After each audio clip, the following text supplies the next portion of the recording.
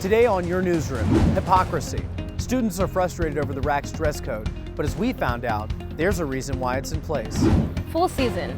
COVID crippled the women's volleyball season last year. This season, they're slated for double the games. Artist athlete, football player by day, aspiring singer by night. How is Gavin Adcock able to juggle it all? Plus, Rush Talk. TikTok's newest viral sensation comes from our very own Greek Row. If it matters to you, it matters to us. And it all starts right now. This is your newsroom with Andy Cole and Amara Lewis.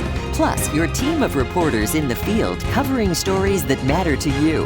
Now from the Georgian Media Group, this is your newsroom. Hey everyone, welcome to your newsroom. I'm Andy Cole. And I'm Amara Lewis, and we're so glad to see you. If you've been to the RAC, chances are you've been or know someone that has been dress coded. Some students feel that enforcement targets women. RAC officials tell us the policy has more than meets the eye. Your newsroom's Asa Barley dives in. Giving extra effort and getting that last rep in feels amazing. Getting asked to leave or change clothes because you're in violation of the dress code? Not so much. While students do understand the need for having a dress code, there are some aspects of the policy those on campus feel need to be addressed, starting with the enforcement of the rules. I come in looking a certain way, then someone's going to say something to me, like, oh, can you put a shirt on? But you didn't ask that guy to put a shirt on, I could see his nipples. So it's kind of, it's unfair a little bit. America Mink is the director of facilities and fitness at the RAC. She says the policy and its enforcement is more concerned with the longevity of the equipment. Well, it's not about what we think is appropriate or not appropriate. It's about safety and cleanliness. So, for example, if you have on a crop top, there's more surface area on your body that's going to be exposed to the upholstery on the machines. While that is a practical reason for having the code in place, students still feel like the application of the code is subjective and up to the discretion of the employee.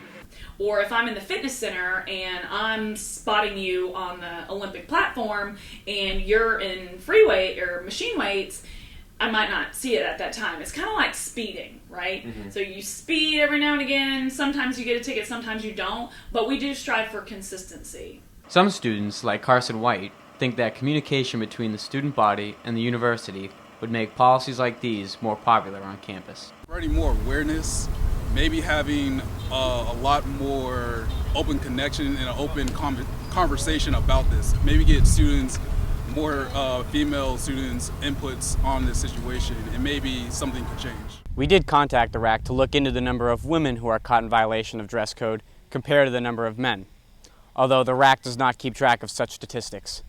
Reporting to you for your newsroom, I'm Asa Barley. Over the weekend, the women's volleyball team started their season off with a bang, winning all 3 games. They've still got a full season ahead, a season with more than double the matches they had last year. Your newsroom's Justin Helms spoke with the team. Last year, COVID-19 shrunk the women's volleyball team season, cutting it to only 18 matches. This season, they will almost double that by playing in 33 matches with restrictions lifted. I talked to head coach Chad Willis and some of the players on the upcoming season. That's first and foremost what we're excited about, those 17 home matches. But other than that, I'm really just excited for this team to have an opportunity to get out and put a team on the other side of the net. I'm pumped for this season. I'm thrilled just that we'll have more of a regular season. We're playing more games. Like we're getting, our start is earlier, so I'm just really excited to get after it earlier this year and have more of a normal season. One thing both Coach Willis and the team are excited for this season is the depth and outstanding freshman class. Now with 80% of the team being recruited by the current coaching staff, they feel poised to take a big leap. You know, we've got some returners that, have been in the system now for a couple of years and know what the expectation is. And then you add 8 freshmen to that mix, and I think they've done an outstanding job of just coming in and really investing themselves. Adversity is going to find its way into the gym, Coach Willis said. He likes how the team has handled everything they've faced. I think one thing that I'm proud of is this team's resilience. They have really discovered how to have the right mentality, and that is a just win every day mentality. When asked how far they will go in the Sun Belt, the player said, well, take a look for yourself. I think we're going to win. Yeah, I do. With a full season at hand, Georgia Southern's women's volleyball team looks to make a big turnaround from last year. Adding 17 home matches to their schedule, they hope to compete in this year's Sun Belt Conference tournament. From Hanner Fieldhouse, I'm Justin Helms. The team's next home game is now a little over a week away. They'll take on Florida International at Hanner on September 10th at 6. And speaking of sports, one student athlete is more of an artist athlete.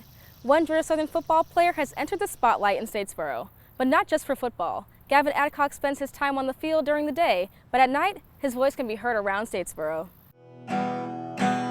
Gavin had always loved music and even found himself writing and performing a few songs in high school. And even now, as a college and barstool athlete, Adcock still finds time to work on his music. After I practice football, go home, write some songs, just dedicate some time. Also got to do schoolwork too. Can't just throw that away. Adcock began performing at venues around Statesboro and has even released a song on Apple Music, which has received a lot of support from the community, and some of his biggest supporters are his teammates. When I let my song out, they were all playing it. Every single one of them that come up to me and just, they were proud of me. I guess, I was proud of me. Gavin plans to continue making music and performing after college. You can stream Gavin's music on Apple Music and Spotify and stay up to date on his upcoming shows by following @GavinAdcockMusic on Instagram. Just like Gavin, another group of students are trying to make a name for themselves and their businesses. Square One, an entrepreneurship club on campus, provided student CEOs the opportunity to sell their products right on Main Street. Your Newsroom's Mackenzie Stewart was there. Last Friday, Square One students lined East Main Street in downtown Statesboro with booths advertising and selling their products at Market on Main, an event designed specifically for student entrepreneurs and small businesses. It's an opportunity for student businesses to come out and connect with the community and sell their products, and really just to demonstrate to them how great of a community it is here in Statesboro. Market on Main supported over a dozen small businesses and vendors, all owned and operated by students. One of those vendors included Haley Reynolds, owner of Betty's Beauty Cosmetics. I started it last year during the pandemic. I had some extra time on my hands, so I decided to do it. It's named after my grandmother in memory of her. And I have lip glosses, beard oil, body scrubs, lip scrubs, and also handmade soaps. I make everything by myself, and everything has natural products. For Shelby Smiley, an online small business owner since 2018, selling in person gave her the experience of meeting her customers. These events are what makes it so fulfilling for me. I love to get to meet the people that are buying from me and make relationships and connections for my business. Student vendors at Market on Main were not only able to sell their products, but also work on their customer service skills and meet the people who keep them in operation.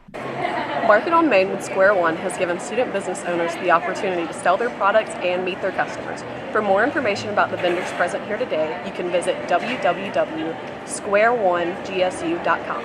With your news, I'm Mackenzie Stewart. Exploring yourself takes on a whole new meaning at Explore Your Selfie, a new place to take your pics just 5 minutes from downtown Statesboro. Tina Banks said she found herself inspired to create the new attraction after seeing a selfie museum in Atlanta. On August 20th, she opened Explore Your Selfie to the public.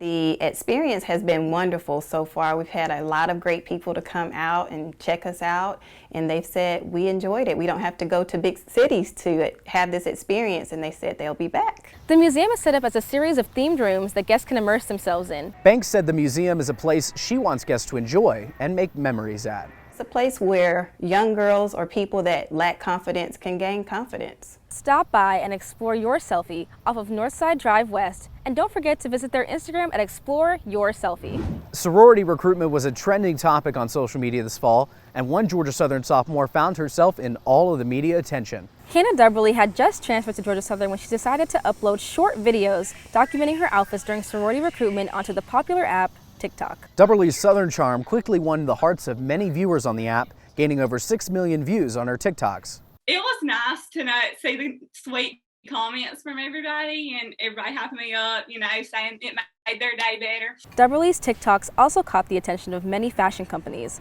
which has given her many business opportunities. There has been a few companies reach out to me. Steve Madden reached out to me the other day. Yes, I was super excited about that. I was not expecting that at all. By the end of the week, viewers were happy to hear Dubberly received a bid from Zeta Tau Alpha. If you're interested in following Hannah's TikTok content, you can follow her page at Hannah Dub. Before we leave, a quick thank you. Really, thank yous.